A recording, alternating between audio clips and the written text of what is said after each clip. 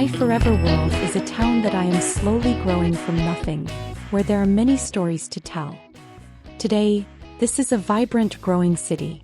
But it wasn't always this way.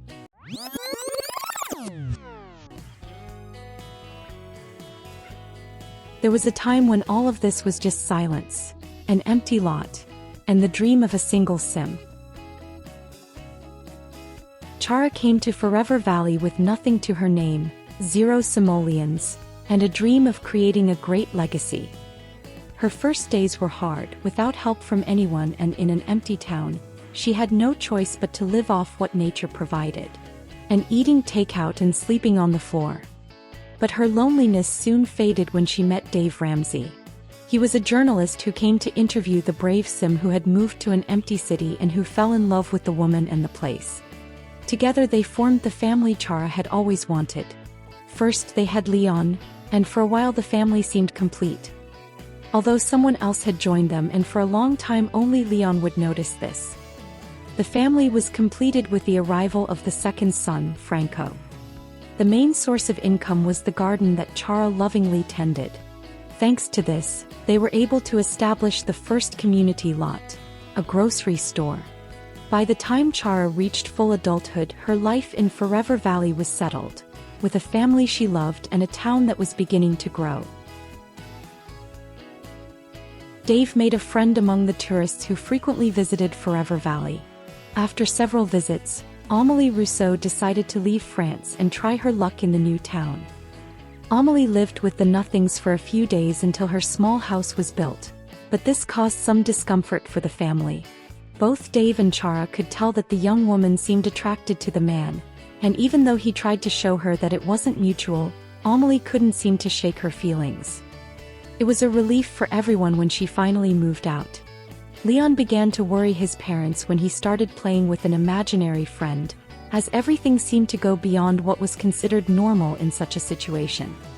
Despite their concerns as parents, neither of them neglected their duties. Thanks to Dave's mastery of fishing, they were able to build in Stony Falls, thus inaugurating the second community lot in the town.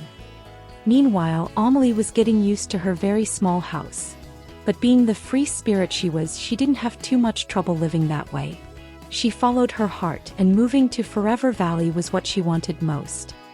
Or almost. There was something she wanted more, or rather someone. Unfortunately, Dave didn't seem interested in her.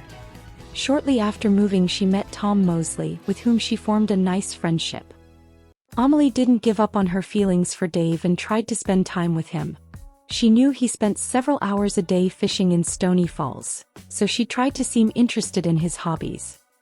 Over time she realized that she couldn't continue wasting time with a man who wasn't interested in her. Her friendship with Tom had grown stronger, and she knew he was interested in something more with her. So she decided to see where that would lead. Now that Leon had become a teenager, his certainty about having an imaginary friend had become his parents' main concern. The young man insisted that the girl he had grown up with was real. So while he was looking for a way to turn his friend back into a human, his mother was searching for information about what was happening. Apparently, this wasn't the only case in the world. The whole situation was weird. Chara began to think that her son was telling the truth when she started experiencing events that she could not explain. Leon managed to find the formula needed to create the potion he wanted. And to create a bit of shock and to leave no doubt that he was telling the truth, he decided to convert his friend in front of his family. It felt good to prove that he had been telling the truth all along. In almost no time, Moira became like another daughter to the Nothing family. Meanwhile, at the Rousseau household, Amélie discovered that her new relationship with Tom had brought consequences. She treated the pregnancy like everything else in life, as an adventure. But staying true to herself, she made it clear to Tom that she wasn't ready for a serious relationship with him yet, but that she would like to continue seeing him. Tom told her that as long as she let him be a part of their child's life, he was okay with that kind of relationship. They had a beautiful baby boy, and Amélie named him André to feel connected to her homeland. As he had promised, Tom was a part of every important moment in his son's life. The family helped Moira try different things to find out what she liked to do. Chara, in particular, spent a lot of time with the girl. It was nice to have female company. The one who has discovered his passion is Franco. His family is a great source of inspiration for his stories. Moira discovered she enjoyed gardening. Or perhaps it was simply the maternal love Chara gave her that made her want to follow in her footsteps. Franco grew up, and now the Nothing family has 3 teenagers to deal with. 2 of whom have decided to change the type of relationship they had.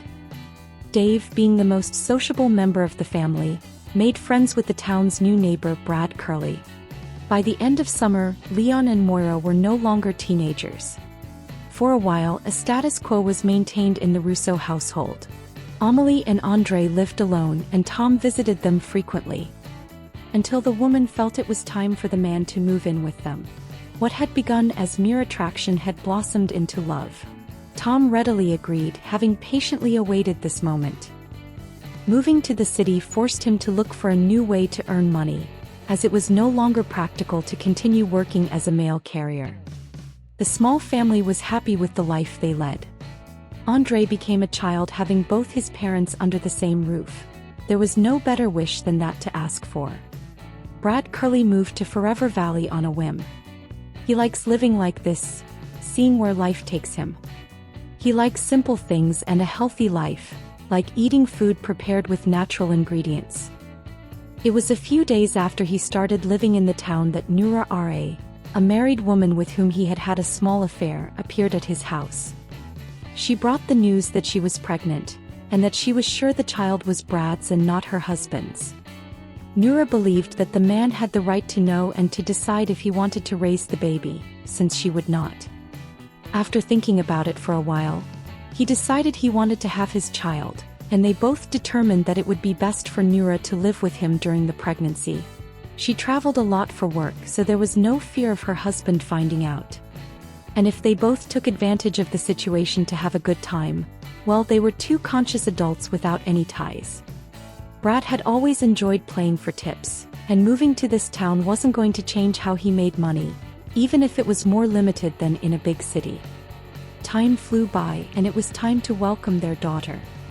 Despite not having the maternal instincts of other women, Noura felt a responsibility for the child, and she felt at peace knowing she was leaving her in the hands of a good man. Willow would have a good life with Brad. The Nothing sons show their artistic side in different ways. Franco writes about his family's experiences, while Leon expresses his emotions through painting. Chara, now an elder, spends a lot of time listening to Moira's questions about her origins. Did she really exist before she became real? It's one of her existential doubts. Franco, pretending to read, listens attentively to what could be a great story for his next book. Beyond her mysterious past, her present and future are crystal clear. She can't imagine life without Leon, and it seems he can't imagine it without her either. With grown and independent children, Chara and Dave can relax and enjoy their days together. They love each other as much as the first day. They also enjoy seeing their children progress in their lives. Franco spent his brother's wedding party admiring his new neighbor. At the Russo house, Amélie and Tom believed it was time to expand the family. One night they were visited by a very strange couple. She broke into houses to steal so he would chase her. Amélie found it all very romantic, except that they were doing it in her house. Amélie had her second child under the less than attentive gaze of her family. She named the boy Adrian. The couple decided to tie the knot in a private wedding on a snowy day, following the family tradition of private celebrations. With their children growing up, perhaps it was time for another one.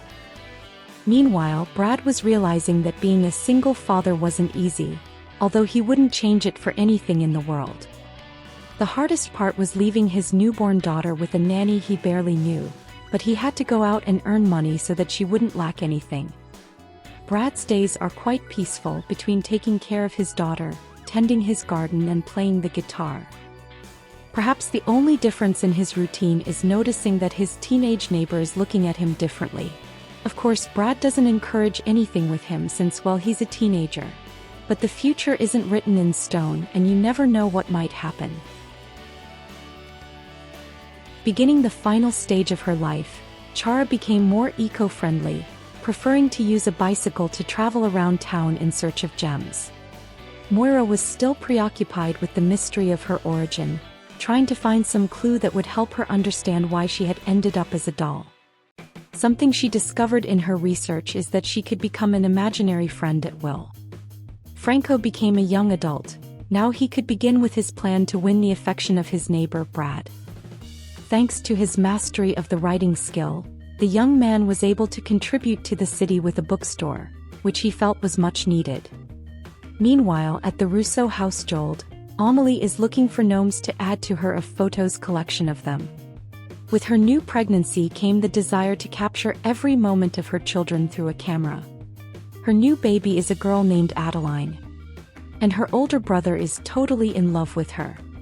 And his other brother grew up to child, so the children are all quite far apart in age. At the end of the episode, new neighbors moved into town. Willa is now a child and a genius. Brad tries to get her to do physical activities, otherwise she would be locked up all day using only her mind. For his part, Brad expanded his musical skills. His relationship with Franco is still new. Thus, they both agree to live in their own homes, which does not prevent them from spending quality time together, or from Franco becoming someone important to Willa. The new neighbors in Forever Valley are Miriam and Semra, two Sims with some mental health issues. The institution where they've spent the last few years of their lives deemed them capable enough to live on their own. Or rather, they deemed Miriam capable. She's in charge of Semra, who has a serious memory problem and sometimes doesn't remember who she is, despite being Miriam's boyfriend of many years. It might be considered a misfortune, but for Miriam it's a challenge. Like when she pretended to be a thief to win over her police officer boyfriend. Life is crazy but fun. Miriam decided to dedicate herself to elixirs. Perhaps the cure she hasn't found in medicine can be found in the esoteric. Semra, for his part, was hired by the Nothings to manage the bookstore. Miriam didn't want to tell them that it might not be the best idea. At least it was something to keep the man busy. The woman was invited to a pool party where there was no pool. And then they say she's the crazy one. Sometime after moving, she discovered she was pregnant. She hoped her unborn child would not inherit any of their conditions. Unfortunately, little Juan inherited his father's memory problems. Miriam took advantage of one of those rare days when Semra's mind was clear, to propose him marriage. Before he could forget what they were doing, they had a private ceremony. The good thing about Semra's memory is that if Miriam regrets not having a big wedding in the future, she can convince her husband that they aren't married yet and recreate one. Perhaps their lives aren't normal, but they're happy nonetheless. Spending time with Willa sparked a curiosity in Franco. What would it be like to have his own child? While her brother-in-law was grappling with an existential crisis, Moira was being more practical. She believed it was time to create a park in the village so that the family and neighbors could spend time outdoors. In other news, she and Leon were expecting their first child. When she discovered she was pregnant, she rushed to tell the woman who was like a mother to her. Chara was very happy to be a grandma. This time it was Leon's turn to build a community lot, after mastering the skills of painting, logic, and athletics. Now Forever Valley has a police station. Franco told Brad about his choice to hire a surrogate mother. Brad would have liked to have been involved in that decision, but he would support his boyfriend in whatever was necessary. The first member of the third generation of the Nothing family has arrived, and her name is Laura. Chara is very happy with her granddaughter. At the end of the week, Hilda Dupree moved in with the Nothings.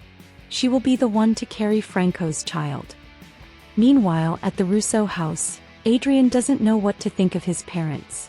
It's better to spend the day in the park and not feel embarrassed by them. Adeline's baby days are over. She's a cute toddler now. Andre recently made a friend who is now a young adult and is thinking about moving to Forever Valley.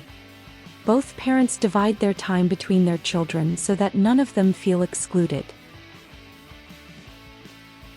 Brad threw Willa a birthday party.